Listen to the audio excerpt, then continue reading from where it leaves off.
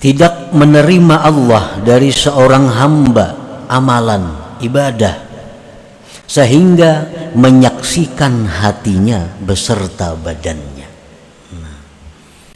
Jadi Allah kadang menerima amalan kita ini yang mana hati kadang ikut beramal, hanya badan yang beramal. Allah kadang menerima itu.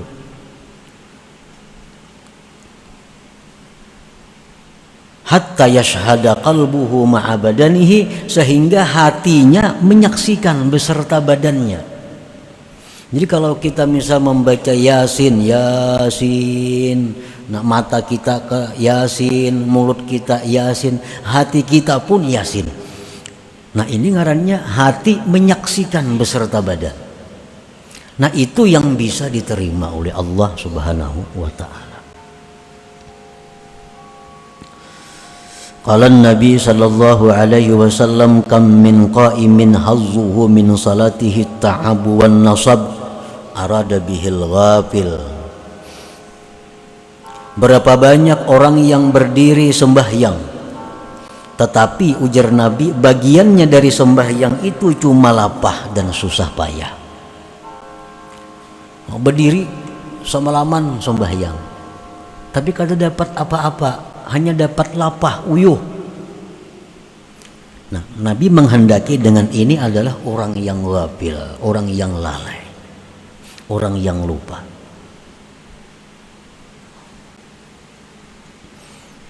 Makanya ada ungkapan dari para ulama bahwa tidurnya orang alim itu lebih baik daripada ibadahnya orang jahil. Tidurnya orang alim itu lebih baik daripada beribadahnya orang jahil. Nah, kenapa sebabnya? Karena orang alim ini kalaunya guringnya atas zikrullah. Niat guringnya orang alim tahu kayak apa supaya guring ini menjadi nilai yang ibadah. Nah, hendak guring berudu. Nah, sedangkan orang jahil ini mereka beribadah, tapi yang beribadah tuh hanya jasmani mereka, hanya jasmani. Hati mereka kada ikut berjamaah, kada ikut beribadah. Nah, para muhibbin rahimakumullah. Qala Nabi sallallahu alaihi wasallam laisa lil 'abdi min salatihi illa ma aqala minha.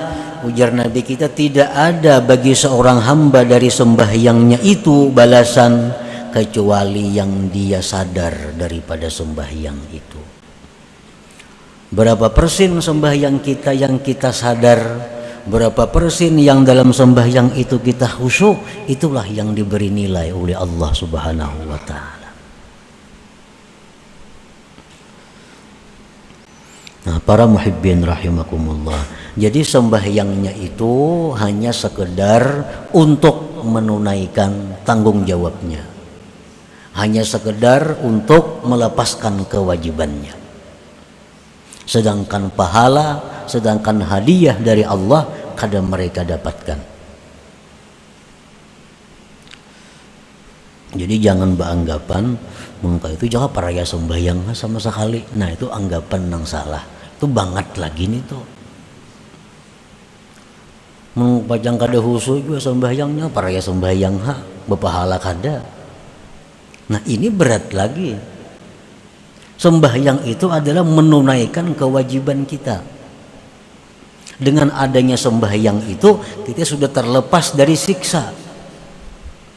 Perkara berpahala kada berpahala itu perkara lain, tergantung bagaimana kita melaksanakan sembahyang itu.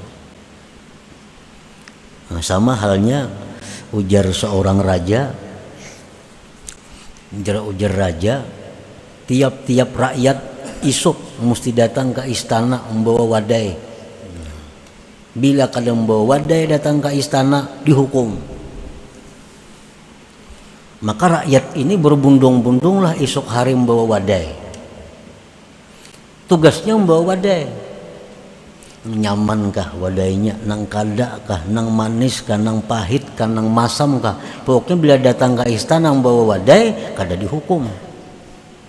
Perkara raja ini memberi hadiah, memberi ucapan terima kasih, tentu kepada wadai nang nyaman. Nah, dirasai raja wadainya pahit, rasai ini kamasinan, rasai ini kada nyaman. Itu kada diberi raja apa-apa. Cuma dia selamat kada dihukum karena sudah ma'atar wadai ke istana. Perkara dapat hadiah, raja kada memberi hadiah. Nah, demikianlah sembahyang kita, persembahan kita kepada Allah Subhanahu wa ta'ala. Dengan sembahyang itu kita kada akan dihukum.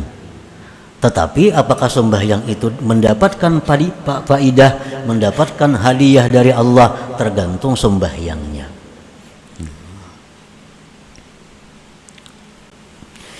Para muhibbin rahimakumullah, wa bihima tasirul a'mal mudha'afatal ajri zakimatin aliyah indallah ta'ala. Dengan hudur dan khusyuk, jadilah amal itu dilipat gandakan pahalanya, punya nilai yang tinggi di sisi Allah Subhanahu wa ta'ala. Makin hebat orang ini khusyuknya. Khusyuk itu macam-macam pulang tingkatannya. Ada khusyuk yang permulaan, ada khusyuk pertengahan, ada khusyuk tingkat yang tinggi. Nah, itu lain-lain lagi Allah memberikan ganjaran kepada mereka itu. Qala Nabi sallallahu alaihi wasallam, innar rajulaini min ummati la yaqumani ila shalah wa ruku'uhuma wa sujuduhuma wahid wa inna ma baina salataihima ma baina sama wal ard. Sesungguhnya dua orang laki-laki dari umatku sama-sama sembahyang, rukuknya sama, sujudnya sama, tapi ganjaran yang diberikan Allah antara langit dan bumi. Sembahyangnya sama aja, betul 2 rakaat, rukuknya, sujudnya, suratnya sama nang dibaca. Tapi Allah memberi pahala kepada yang satu dan kepada yang satunya seperti bumi dan langit jauhnya. Artinya apa? Yang satu ini sempurna khusyuknya, yang satu ini kada seberapa khusyuknya. Nah, jadi khusyuk dan hudur hati itu melipat gandakan amal, menjadikan amal bernilai tinggi. Dan ini bukan hanya semata-mata sembahyang.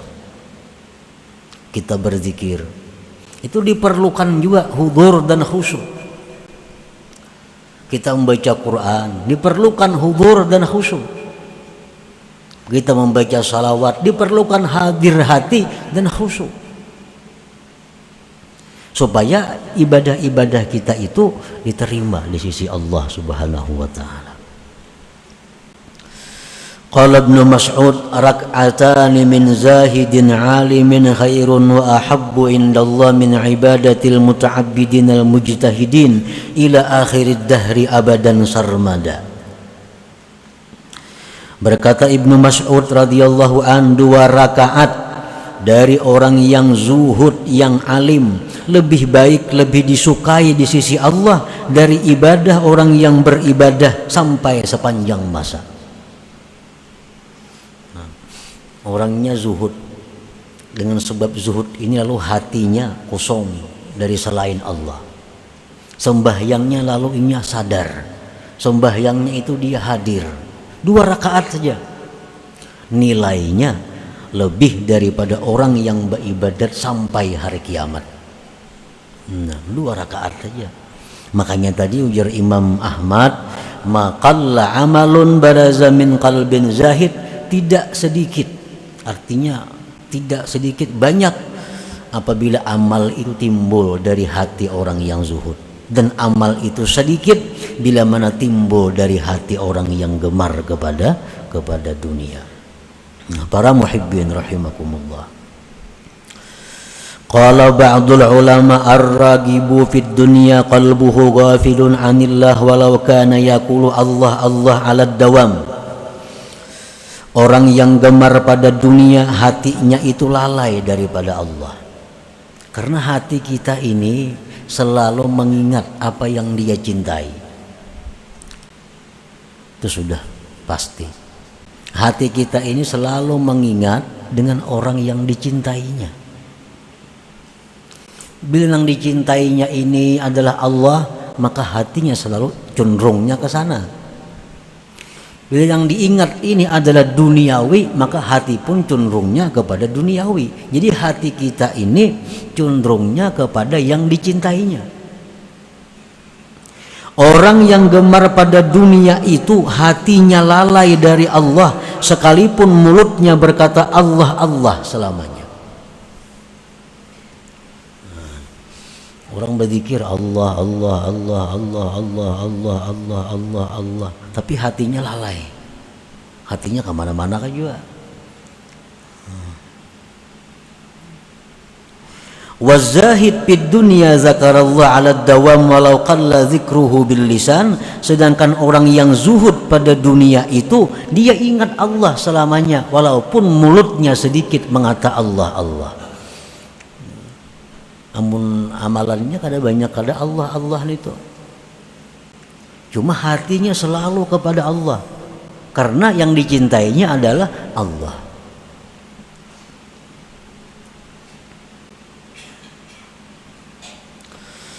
Wa ma masalu ibadati zahid ma'a qillatiha bil hissi wa kathratiha bil ma'na wa ibadati ragib ma'a kathratiha bil hissi wa qillatiha bil ma'na illa karajulaini ahdaya lil malik ahaduhuma ahdaya qutatan sabiyatan saghiratan wal akhar ahda sakhratan kabiratan katsirah fala syakka annal malik yaqbalu yaqutatan wa yukrimu muhdiyaha wa yaruddu sakhratan kabiratan katsirah wa yuhinu muhdiyaha. Tidak adalah perumpamaan ibadah orang yang zuhud serta sedikitnya ibadah itu dan banyaknya arti pahala, dan ibadah orang yang gemar dunia serta banyaknya pada penglihatannya dan sedikit pada maknanya, melainkan seperti dua laki-laki yang satu memberikan kepada raja yakut yang bersih yang kecil. Ini dua laki-laki nang saekung ini memberi raja batu permata yakut bersih halus saja kayak burung puyuh, kayak hintalo burung puyuh. Nang satunya ini datang kepada raja membawa satrak batu, satrak batu, batu gunung. Datang ke istana membawa truk, sekalinya batu dalamnya. Ada nang saya kung datang belimbay aja dalam kantong aja kayak kalau burung puyuh tapi yakut. Nah, maka tidaklah ragu-ragu bahwa raja itu pasti menerima yakut dan memuliakan orang yang memberi hadiah itu. Dan raja menolak batu dibawa ke istana, batu gunung bapak dibawa ke istana. Raja menolak itu dan menghinakan orang yang membawa hadiah itu. Nah, inilah perumpamaan ibadah orang yang zuhud itu 2 rakaat, inting aja, sedikit aja, tapi laksana yakut. Nah, ibadah orang yang cinta kepada dunia kayak batu gunung setrak 2 trak itu berapa ada harganya?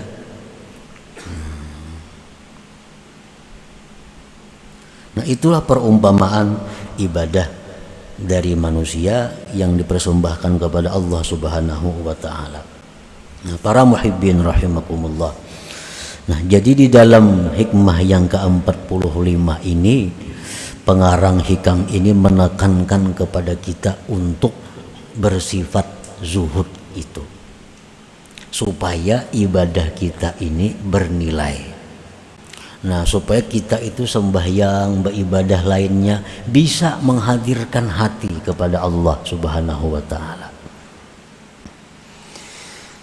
Nah, pengertian zuhud itu menurut kaum sufi huwa bughdu kulli ma yashghalu 'anillahi ta'ala fayukhrijuhu wa yarfiduhu wa yatrukuhu fasara qalbuhu farigan amma siwallah wa bidzalik yumkinul hudur wal khusyu'.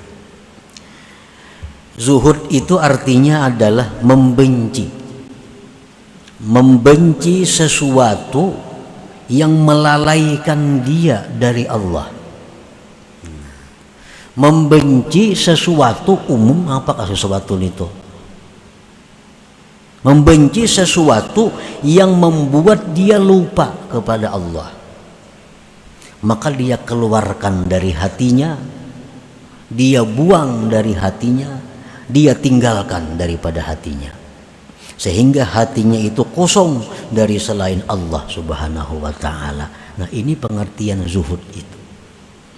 Bukan artinya zuhud itu miskin, kada tentu. Bukan zuhud ini harus fakir, kada. Orang kaya bisa zuhud. Karena zuhud ini perkara hati. Hatinya itu membuang hal-hal yang bisa melingahkan, melalaikan dia daripada mengingat Allah. Nah, itu dibuang.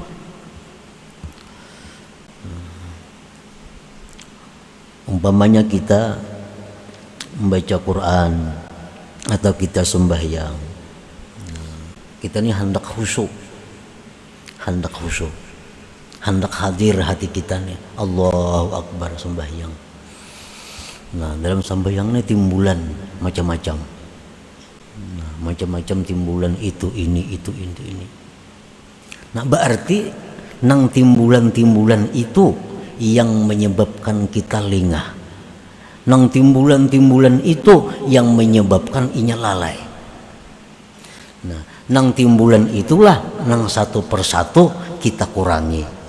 Nah, itu nang kita buang dari hati kita sedikit demi sedikit. Nah, itu pengertiannya zuhud. Seperti salah